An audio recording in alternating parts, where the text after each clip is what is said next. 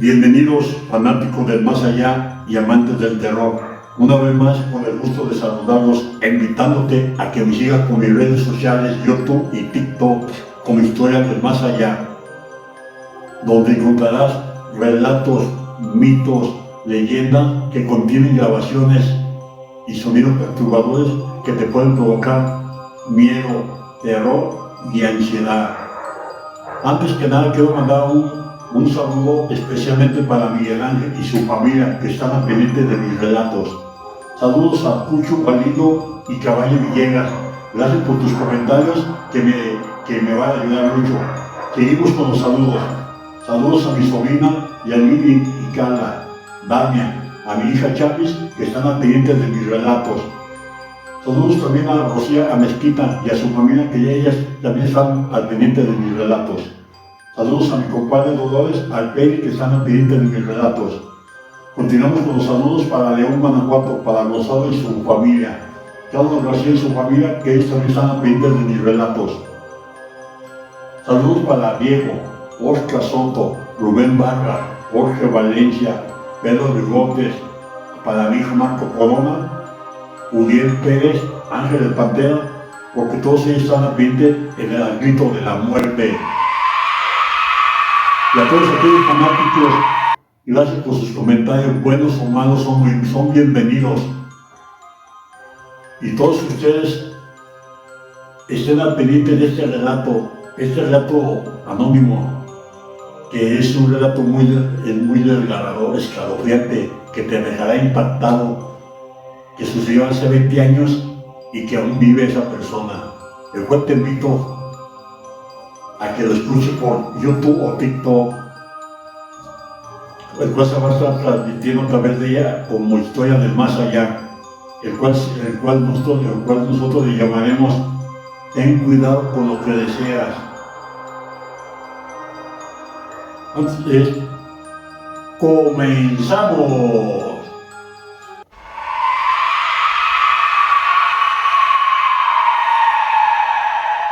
La siguiente historia viene por parte de una persona que prefiere mantenerse en el anonimato, debido a que aún se mantiene trabajando para la iglesia, y simplemente nos comparte esta historia en forma de una anécdota, para que tomemos conciencia y purifiquemos lugares que hayan sido manchados o hayan sido el hogar de cosas sobrenaturales, como en este caso, que fue un ente maligno, un ente venido desde el mismo infierno.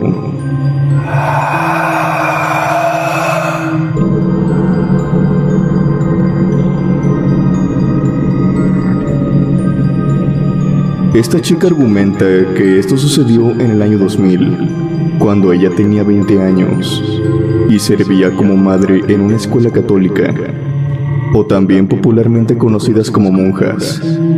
Esta joven relata que, como en todas las escuelas, había niños desobedientes, como también inquietos, o por lo contrario, también niños aplicados y muy serios. Dice que la conducta de cada niño puede variar mucho, incluso algunos la pueden cambiar a lo largo de los años, aunque claro, este proceso es algo tardado y lleva tiempo, por lo que se sorprendió en gran medida cuando uno de sus alumnos, uno de estos niños problema, cambió abruptamente su comportamiento. Ella lo tenía muy bien ubicado, por lo que los primeros días pensó que se debía tal vez a alguna enfermedad que tenía. Incluso, ella nos cuenta que se acercó varias veces a él para preguntarle si se sentía mal o tal vez tenía algún problema. El niño siempre respondió que no, pero sin embargo, la actitud de este cada vez la hacía pensar más sobre qué pudo haberle sucedido, hasta que un día, antes de darle la salida al recreo, esta monja tomó los trabajos de los niños que llevaban en sus cuadernos, y al hacerlo con este niño, vio algo extraño en la palma de su mano. Sus palmas estaban rojas y parecía tener marcas de lo que serían pequeños rasguños. Al tomar la mano de este niño se resistió, pero a final de cuentas nuestra monja pudo ver que en ambas había como una especie de arañones, que después reconoció como heridas que dejaría una rama. Lo primero que pensó esta monja era que evidentemente el niño había sido castigado por su madre o por su padre por hacer algo indebido. Sin embargo, esto no le parecía apropiado, pues las heridas eran muy graves y estaban a simple vista. La monja hizo algo que no se acostumbraba a hacer en esos tiempos, ya que según ella nos explica, la educación que le debe dar a un padre a su hijo en su casa es muy aparte de la escuela. Pero sin embargo, ella quería decirle simplemente a los padres que no fueran tan severos con el niño, pues intuía que esto de algún modo estaba ligado a su cambio tan repentino en su comportamiento. El asombro de nuestra monja fue enorme, pues lo que vio pasar por esa puerta hacia su salón no fue una madre joven, ni tampoco un padre grande y mucho menos fuerte, como ella pensaba en un principio. Era simplemente una pareja de ancianos, quienes se identificaron como los abuelos del niño. Eran personas que difícilmente se movían con un bastón, se veían dóciles y pacíficos. Esta monja no podía creer que una persona en ese estado fuera capaz de proporcionar tales castigos, pues el niño solamente vivía con ellos. La monja les preguntó sobre las marcas del niño en sus palmas, y como se lo esperaba, ambos abuelos no sabían nada al respecto de eso. Ellos no se las habían hecho, lo cual despertó una fuerte incógnita. El niño no pronunciaba palabra, simplemente se quedaba callado ante las preguntas de sus abuelos y la monja. No sabían qué había ocurrido. El niño iba a la casa y de la casa a la escuela, por lo que el momento en el que le habían hecho esas marcas tenía que ser en uno de esos dos lugares. Al día siguiente, esta madre relata que dio inicio con lo que sería su peor pesadilla, la experiencia más aterradora y demoníaca que ha tenido en toda su vida.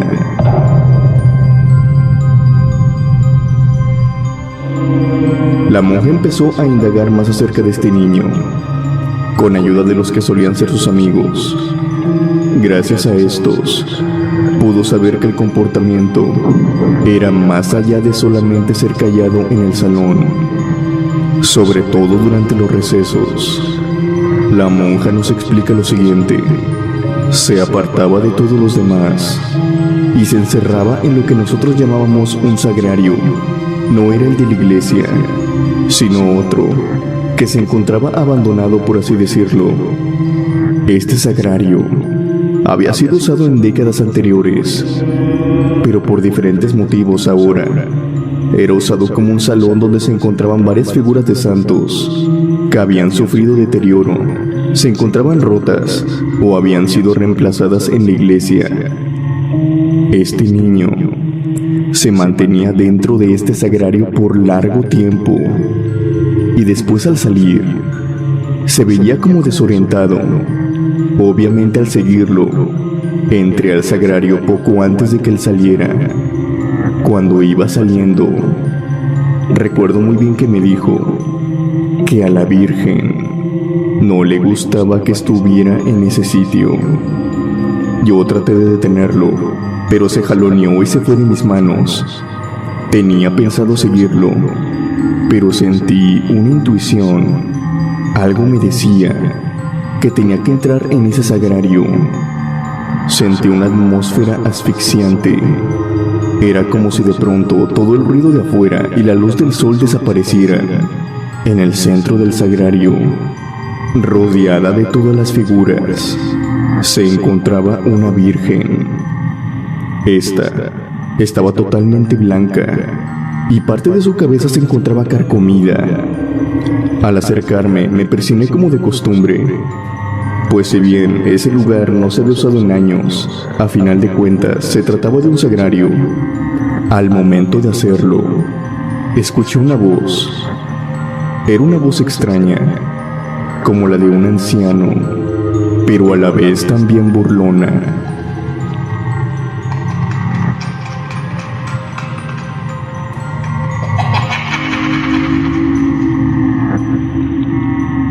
Esta voz provenía de aquella virgen. En ese momento, me arrodillé en uno de los reclinatorios que había y comencé a rezar, pero extrañamente no podía completar mis oraciones. Simplemente tartamudeaba o se me olvidaba de la nada. Dentro de mi cabeza, solo podía escuchar el llanto de un niño. Eso era en todo lo que pensaba y me imaginaba. Mientras que en algunos minutos, aquella risa, que puedo decir era totalmente maníaca, se escuchaba de repente provenir de aquella estatua. No pude quedarme en ese sitio más tiempo. Tuve que salir de él, que debo admitir era movida por el miedo absoluto que sentía. Aquel día hablé de nuevo con los niños. Ellos me platicaron que habían entrado en ese sagrario hace algunas semanas atrás. Se encontraban en receso y por lo tanto querían un lugar privado en el cual hablar a gusto según ellos. Pero decidieron marcharse cuando, al igual que yo, empezaron a escuchar estas carcajadas viniendo de aquella virgen.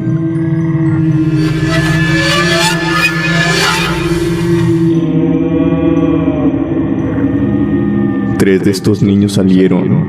Los únicos que se quedaron fueron dos, y uno de ellos era el que tenía este extraño comportamiento y las marcas. Era más que obvio que él no diría nada, por lo que lo único que me quedaba era ir con el otro niño. Al día siguiente, este niño me dijo que la estatua de esa virgen les hablaba. Menciona que en un principio la virgen les decía cosas buenas y personales de cada uno. Les pedía favores, los cuales eran fáciles de hacer, como llevar una rosa, rezar unas oraciones, traerle objetos como cruces y demás cosas. Pero conforme pasaron los días, lo que les iba pidiendo esta virgen fue tornando cada vez en cosas más oscuras y bizarras. El punto de inflexión, y cuando este niño dejó de ir a ver a esta virgen, fue cuando les pidió que llevaran una de las ardillas que acostumbraban comer en el jardín y que en su mayoría se dejaban agarrar por los niños para quitarle la vida enfrente de ella, dentro del sagrario.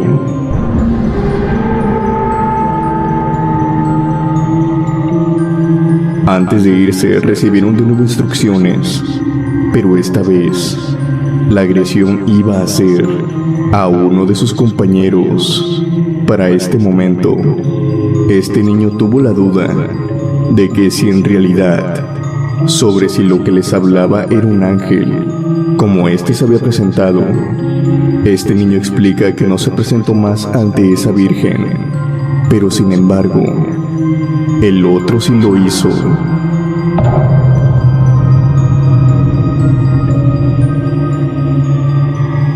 Y al no cumplir la tarea, recibió un castigo, y eran las marcas en las palmas de sus manos que yo había visto el otro día.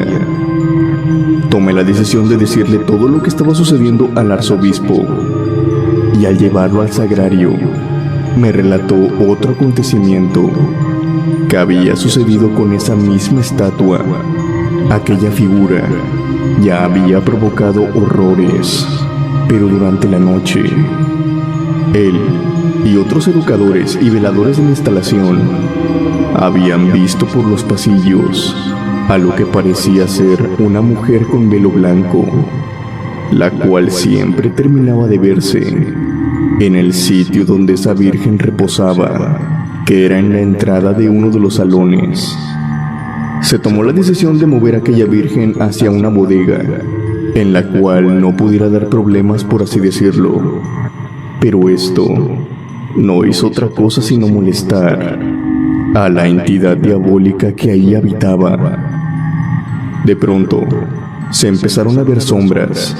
Se comenzaron a romper espejos, vidrios, cuando alguien se encontraba cerca de estos, con el riesgo de lastimarse, y extraños accidentes, como caídas por las escaleras, puertas cerrándose de golpe y con fuerza, lastimando de esa manera los dedos y los brazos de los docentes, hacían que varios tuvieran miedo al caer la noche.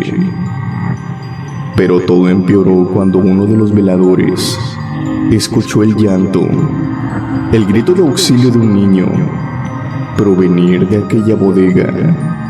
Reconoció la voz y dijo que era la de su hijo. Desesperado, pidió ayuda para abrir la puerta. Al abrirla, los gritos cesaron y solamente vieron a la estatua en otra pose muy diferente a la que ellos recordaban que tenía. Se tomó la decisión de bendecir el lugar y cerrar definitivamente esa bodega. La estatua desapareció sin más. El arzobispo relata que simplemente abrieron la bodega un par de semanas después para bendecir nuevamente el lugar, y esta había desaparecido. No se volvió a ver en toda la escuela hasta que se volvió a encontrar aquel día dentro del sagrario. Todos tuvimos que intervenir en este asunto y por lo tanto la estatua fue retirada de forma permanente de la escuela. La actitud del niño, el cual fue afectado, fue mejorando progresivamente.